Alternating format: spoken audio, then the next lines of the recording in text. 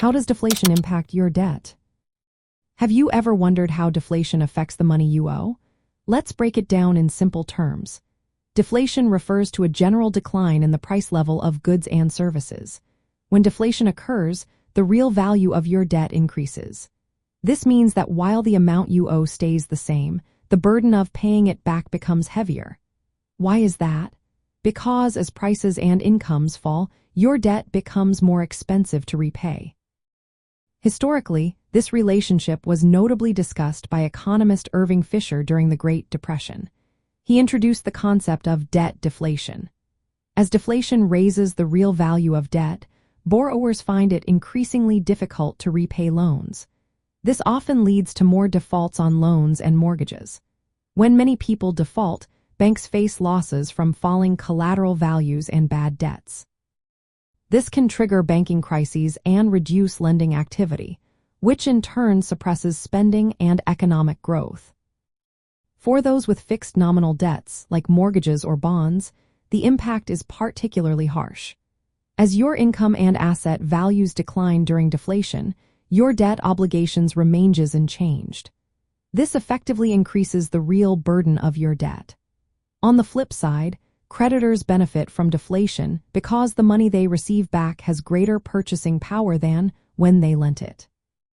Looking back at history, periods of deflation combined with high private debt levels have often worsened economic downturns.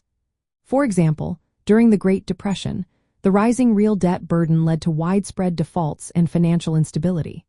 Some economists suggest that government fiscal policy, such as increasing public debt and spending, can help offset the negative effects of private debt during deflation. This can help sustain overall demand in the economy. Interestingly, not all deflation is harmful. In some cases, like the late 19th century under the gold standard, deflation was linked to positive supply shocks, such as productivity improvements.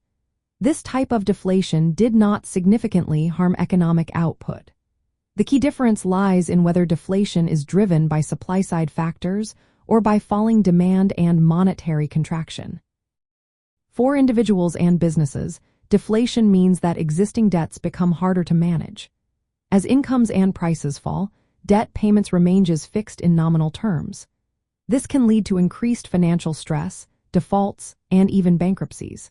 For policymakers, understanding how deflation impacts debt is essential. It affects financial stability and the effectiveness of monetary and fiscal policies aimed at stabilizing the economy.